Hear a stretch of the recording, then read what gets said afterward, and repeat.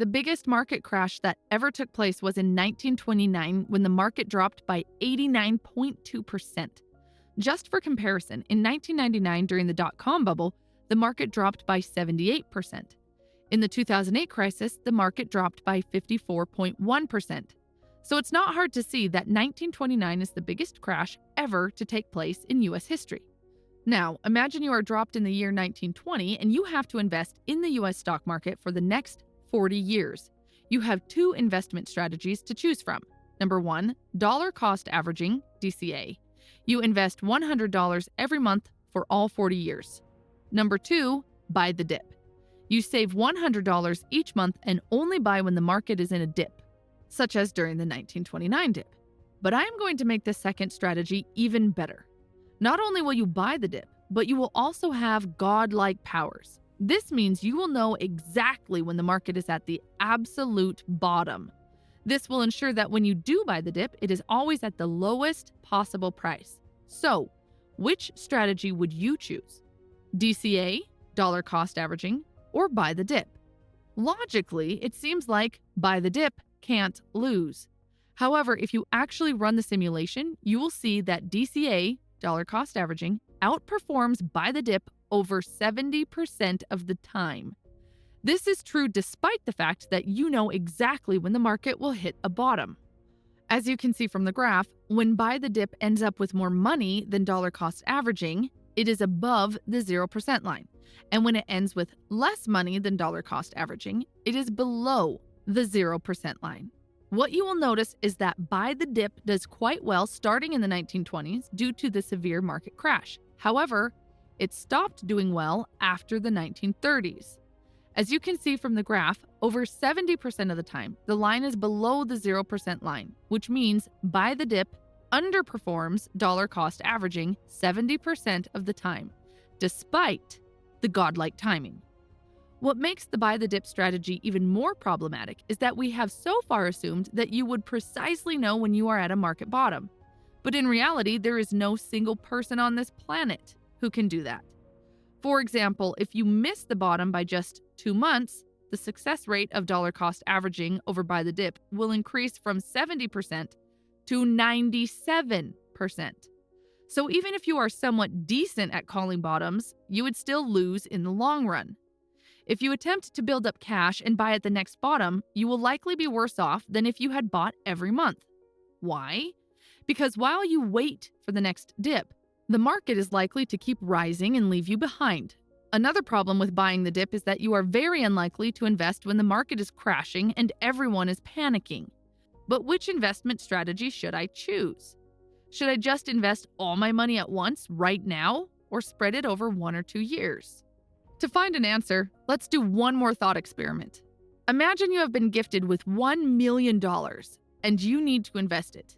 You can only undertake one of two possible investment strategies. You must either invest all your cash now, we'll call this option lump sum, LS, invest 1% of your cash each year for the next 100 years, and we call this option dollar cost averaging, DCA.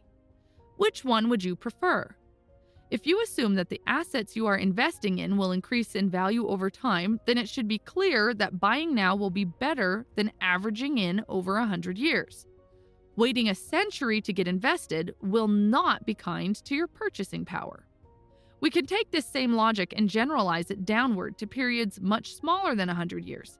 Because if you wouldn't wait 100 years to get invested, then you shouldn't wait 100 months or even 100 weeks either. For example, let's say you have 12 grand, and again, you need to invest it in one of those two options above.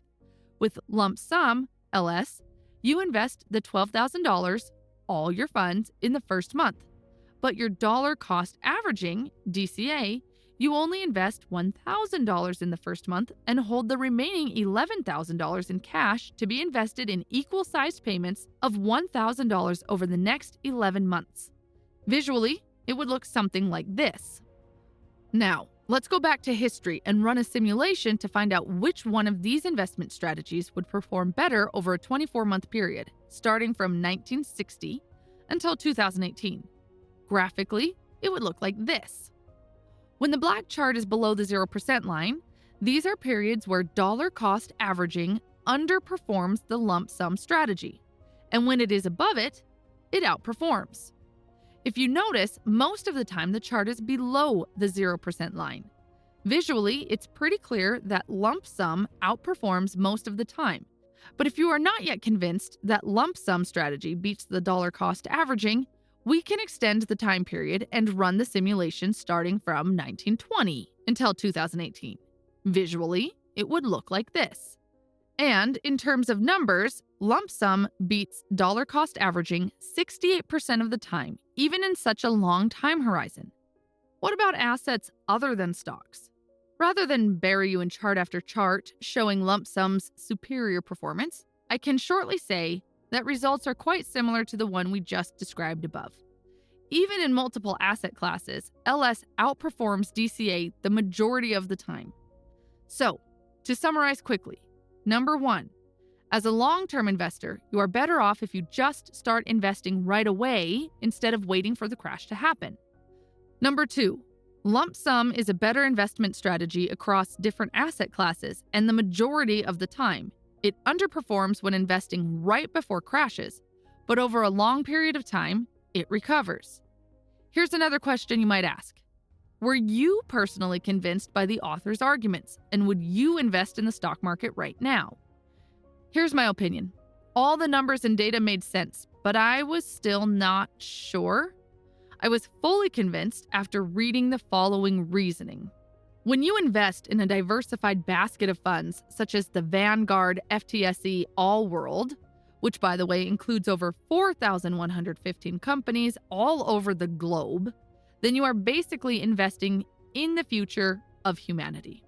You are simply saying, I believe after 10 or 20 years, humanity is going to be more developed than today.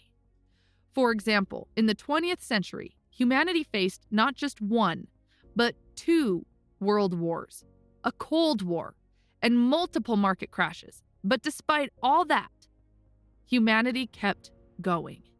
I don't know you, but I am still positive about the future of humanity. This was the reason, when combined with all the historical data, I was convinced.